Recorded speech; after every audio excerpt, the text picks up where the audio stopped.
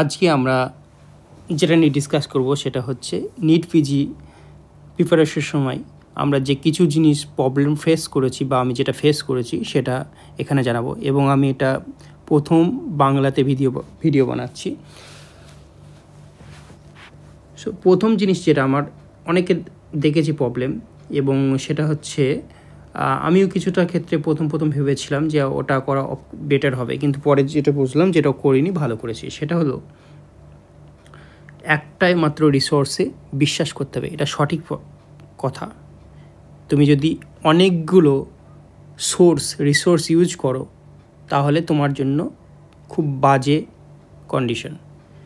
ধরো তুমি প্যাথোলজি পড়তে যাচ্ছ, তো প্যাথোতে তুমি যদি ম্যারো পড়ে থাকো তো ম্যারো থেকেই পড়ো, আর যদি প্রিপ্লেডার পড়ে থাকো তো প্রিপ্লেডার থেকেই পড়ো। এবার তোমার মনে হচ্ছে যে প্রিপ্লেডারে কম লেখা আছে, অনেক টপিক কভার করা নেই, তাহলে তুমি প্রিপ্লেডারে পড়ো, প্লাস হচ্ছে ওখানে একটা স্টিকি নোট লাগিয়ে দাও বা একটা এক্সট্রা হোয়াইট পেজ লাগিয়ে দাও, এবং সেখানে তুমি লেখো যে কি কোন পার্টটা তোমার এখানে মেনশন করে সেখানে লিখে রাখো। তবে একটা জিনিস মনে রাখতে হবে, প্রত্যেকটা কোচিং ইনস্টিটিউটের যত মেজর কোচিং ইনস্টিটিউট আছে তাদের টার্গেট থাকে যে ম্যাক্সিমাম টপিক কভার করা। হ্যাঁ, কিছু টপিক বাদ যেতে পারে, বাট সেই টপিকগুলোকে তোমাকে জেনারেট করতে হবে। লাইক কিছু এমসিকিউ রুল আউট করে সলভ হয়ে যায়, অনেক কিছু পাওয়া যায়। সো আমি একটা জিনিসই বলবো, তুমি প্রথম প্রিপারেশন শুরুর প্রথম 2 মাস বা 1 মাস টাইম নাও যে আমি কোন বইটা পড়বো।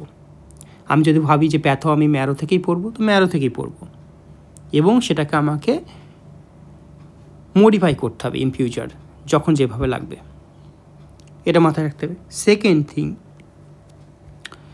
যেটা হচ্ছে কন্টিনিউটি। নিট পিজি প্রিপারেশনের সময় এটা একটা কন্টিনিউয়াস প্রসেস।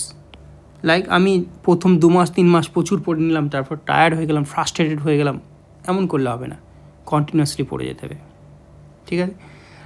থার্ড যে জিনিসটা বলে থাকি সেটা হচ্ছে as early as possible GT দেওয়া স্টার্ট করতে হবে এবং নিজের ভুলগুলোকে অ্যানালাইসিস করতে হবে। যে জিটিতে আমি যে ভুলটা করছি সেটা আপনি সিলি মিস্টেক না কনসেপ্ট ক্লিয়ার নেই, এবং যেমন আমি বুঝবো সেভাবে আমাকে প্রিপেয়ার হতে হবে।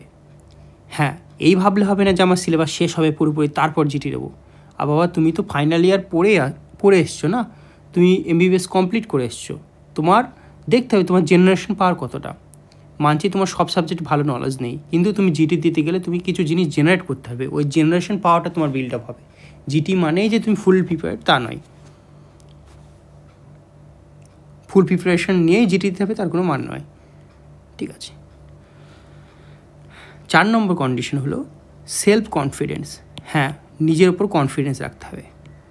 5 নম্বর হলো আমি ওর সাথে ফোনে ডিসকাস করব না যে হ্যাঁ তোর কত দূর হলো, তোর র্যাঙ্ক কত হলো, কেমন হয়েছে, এই জিটিতে কেমন হলো।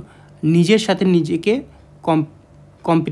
নিজের কম্পিটিটর বানাতে হবে। মানে আমি আজকে এই জিটিতে যা অ্যান্সার করেছি, নেক্সট জিটিতে আমি এর থেকে 5টা এক্সট্রা কারেক্ট অ্যান্সার করব। হ্যাঁ, এরপরে যেটা প্রবলেম আলোচনা করব সেটা মোস্ট ইম্পর্টেন্ট প্রবলেম। সেটা হলো অনেকে জিটি দিতে এমন জায়গায় আটকে যায়, স্টাকড হয়ে যায়, তার কারেক্ট রেসপন্স আর বাড়তে থাকে না। তো সেই সময় কি করা উচিত?